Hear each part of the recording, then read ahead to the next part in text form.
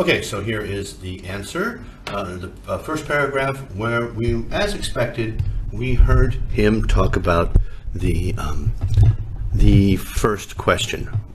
Why do our children becoming increasingly obese? Once again, remind you of the code that I used, the red, the blue, the yellow, and the green for the different band descriptors. Now, transitions between paragraphs fall under the cohesion and coherence criteria. And it says in the descriptors about choosing the correct connector. Now, primarily doesn't mean the same as firstly. Primarily means the most. Okay? In the first position, in a number one, the first and foremost. So primarily children have become physically active than before. Well, first of all, that first sentence doesn't make a lot of sense because primarily have become physically inactive than before. Well, let's forget the second half of the sentence. Primarily is not the correct connector there. Why not bring it back to the issue that we're talking about so that you can turn your first sentence into the topic sentence? The first sentence doesn't have to, but it should tell the reader what's coming up in the paragraph. So, something like, if you want to start with that, it's like, one of the primary reason for increasing obesity in children can be seen in the increasingly less physical activity than what they did in the past. I mean, I would word that better if I wasn't just thinking it up off the top of my head. But what have we got here? We have the present perfect. Children have become physically inactive than before. We have a comparative, but first let's take the word inactive. Inactive is not the opposite of active. The opposite of active is lazy or sedentary. Inactive we use in the world of chemistry to talk about the battery is inactive, it's not processing now. Well, we use it for things, we don't use it for people. And then you're making a comparative with no comparative adjective. They spend their most of leisure time. I saw in the comments that Ajish had talked about overgeneralizations. Here's the first one. They spend their most of leisure time. They, children. All children? Everyone? You can't generalize like that. And then you got your word order wrong. They spend most of their leisure time. Okay. How about many of them spend a large part of their leisure time, or a great number of them are spending an increasing amount of time. That connects with what you're trying to support. At home, by watching television.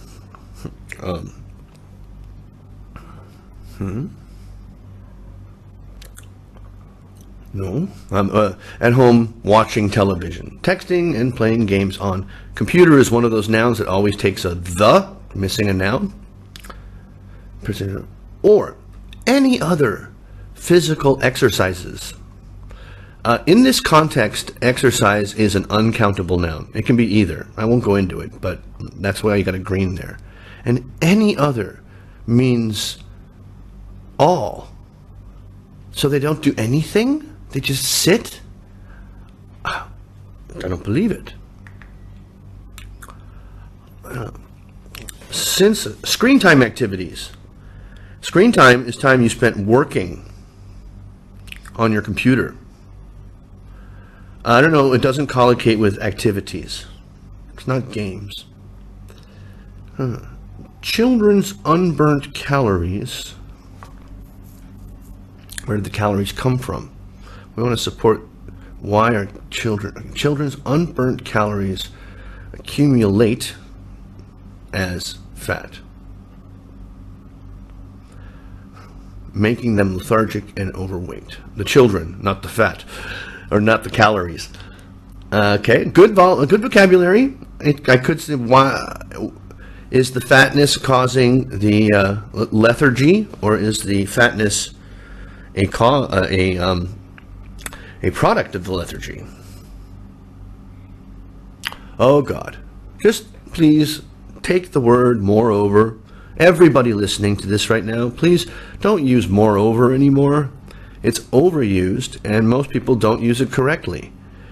It means that the next thing you're going to say is more important than the previous thing. It's not an automatic put it in any paragraph connector. Okay, moreover, easy to unnutritious, not a word. Unhealthy, fattening, unwholesome, sure, is another reason behind the increasing problem. See, it can't be moreover if it's just another reason. If you want to express that, moreover, easy access to unhealthy food is the source of these calories. Vending machine snacks. No. Okay. And at low prices, are tempted to. Due to its delicious taste. Did you get that from the comments? Children tempted toward. Tempted are tempted to this, or towards, perhaps. Tempted to eat. Yeah, tempted to eat, not tempt. They are tempted. It's has to be passive. Towards the Semicolon, Okay. Consuming needs an object. It's transitive. And they start consuming it on a daily basis. And then this last bit here, this habit spoils their digestive system. What do you mean by spoil? Ruin. That's one possible meaning. Spoil your appetite, which means you're not hungry for dinner. But it sounds like it's an entirely new idea. And what about this new idea? Look what happens. This habit spoils their digestive system. As a consequence of this, they become victim of obesity. So all of this meant nothing. It's what it does to their digestive system that is the cause of obesity. See, that's why you have to be careful with phrases like moreover and as a consequence and primarily, because you can't put them into a sentence without knowing what the effect on the meaning is. You didn't mean to say that their digestive system being ruined is the cause of their obesity. Otherwise, it would have been the topic. So very confusing ending to the paragraph that makes me going, what is he talking about? It's not coherent. Body paragraph 2. However, obesity among children is not an intractable problem. One simplest way to tackle the issue is that parents can refrain children from using electronic gadgets and encourage them to play sports such as football, hockey. Playing such physically demanding games not only does burn their extra calories but also alleviate their craving for junk food, as these activities involve whole body movement. What is more, that government can introduce health management subject in school curriculum in which children can be taught about the benefits of making healthy food choices and implications of unhealthy food. By knowing the facts, they are more likely to pay much attention to their health and drop bad eating habits. In these ways, the problem of overweighing among children can be resolved. Okay, so here is a good connector. That's fine there. And once again, just like you did in the introduction, you capitalized obesity. It's a common noun. All right, and what is this paragraph supposed to do? It's supposed to answer the question, what can be done to help? What can we do to help children stay healthy? That's the subject. But we're going to write about obesity among children is not an intractable problem. All right? One simplest way, one of the simplest ways, or one simple way, can't have that superlative in there. To tackle the issue, you use tackle in the introduction, so you're not getting any extra points for that, is that parents can refrain children. Refrain is an intransitive verb. It doesn't take an object, and it's something that you do to yourself, not to other people. That's why it's intransitive. Like showering. You don't shower someone else, you only shower yourself. So you can refrain yourself. Parents can refrain children from using electronic gadgets? No. Parents can restrict electronic gadgets. Cliche. Encourage them to play sports, such as football. And then football hockey. Oh, or there was a comma in there, but how about an or? Playing such. Here's a contrastive statement, which I have been told people often get wrong. Let's find out. Not only does it count, it also such physically demanding games not only burn. We don't need does in there. Not only, and not burn, it's a playing is a singular noun as the gerund, burns their extra calories. How does the body know they're extra? But also alleviates their craving for junk food, as these activities involve whole body movement. What? Okay, that's an unsupported or unfocused conclusion. Take what is more, take it outside and put it in the grave next to moreover. And it's a connector that people don't know how to use. We don't use that. First of all, what is more? Government can introduce. Subject is a singular, so we need an introduce in the school curriculum, through which children can be taught about, okay, and the implications of unhealthy food. Well, that's a long sentence. By knowing the facts. You're very confident in that, huh? They are more likely to pay more attention, much attention, to their health. Health comes up, and drop bad eating habits. In these ways, the problem of overweighing. What were we supposed to talk about? What's the second question? How can we help children stay healthy? Not, how can we prevent obesity? Read the question. The problem of overweighing. The problem of being overweight. Overweighing is not a word. Can be resolved. Means finished. Gotten rid of. Fixed. We just want to help. We're not trying to fix obesity. That'll never happen. Conclusion. Do we have an audio for this one? No, I don't. No. All right, so in conclusion, physical inactiveness and easy availability of unhealthy food are major contributors in obesity among children. The problem can be attenuated by motivating children towards sports and educating them about the detrimental effects of bad. Okay, so inactiveness is inactivity, and that means none. They don't even get out of their chairs. All right, are major contributors to obesity or towards.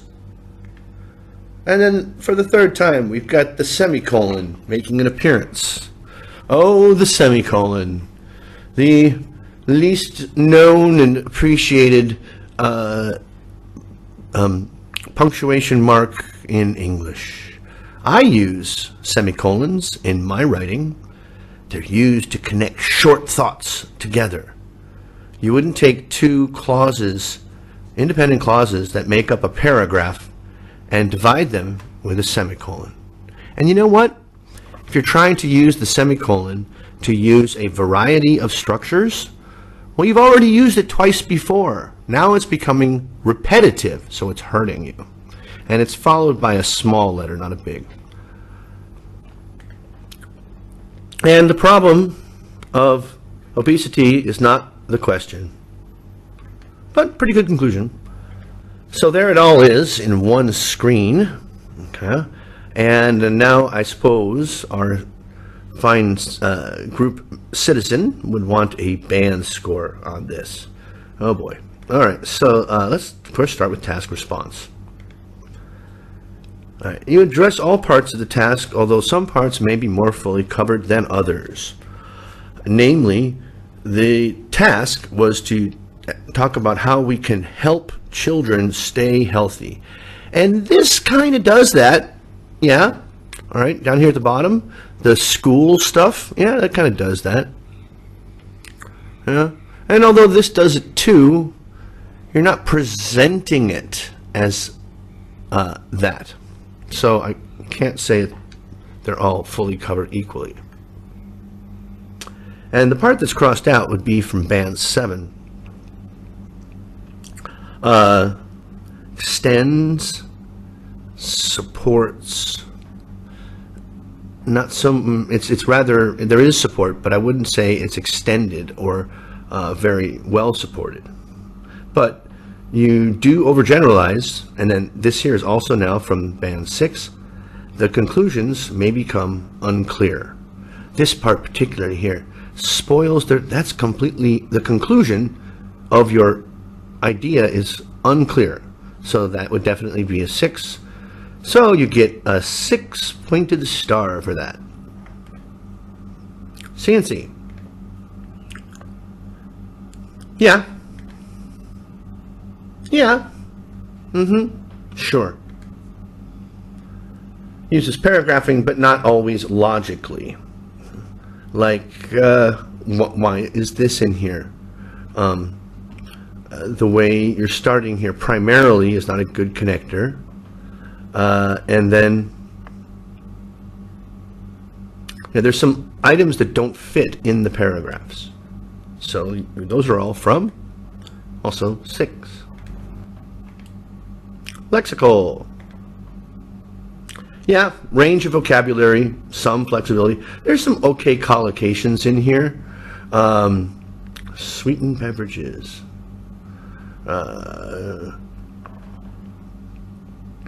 Physically demanding games. Healthy food choices. Those are all examples of collocation. And your errors don't cause too much confusion.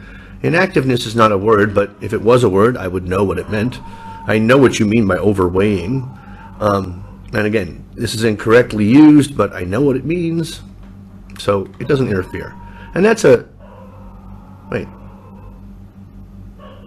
Oh, yeah. Huh. Oh, look, it's a 7. You got a 7 in lexical. 13 sentences in this essay, 10 of them have problems. There is a mix of simple and complex forms, but your errors and punctuation problems rarely reduce communication. Now, let me give you some advice. That's also a 6. So 6676 could be a 6.5 if you hadn't made some horrible mistakes in your reading of the question. Just because the first idea is obesity is increasing doesn't mean that the second part is what's the solution to obesity. Your strengths, you had some good collocation, variety of structures, in fact, a wide variety of structures. And then these particular grammar features is by no means a complete list of what you should be doing in your essays, but these are ones that I found either successfully or unsuccessfully used in the essay. Modals, adverbs of frequency, comparatives. This was not very well used. Time clauses, complex, so two independent clauses joined together with a conjunction, and compound sentences, which are which take the halves of a sentence and, well, anyway, it's got those. Contrastive language. Not only this, but also, and the semicolon. Writer needs to work on tighter paragraphing. Don't bring in new ideas. Stop using so many IELTS words. Things like moreover, and primarily, and undeniably, and as a consequence. Those were all words that someone told you you have to put these. If you put these in your essay, they will give you a better score, but they hurt you. Hedging. What I said about overgeneralizations. All children are lazy today. All children do nothing but play video games.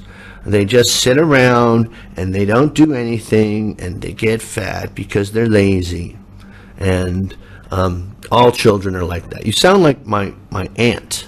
It's like if my aunt wrote a essay. And I don't mean you. I mean, this is quite a problem with a lot of candidates these days. I'm overgeneralizing there. No, a lot of is hedging. I'm not saying all. I'm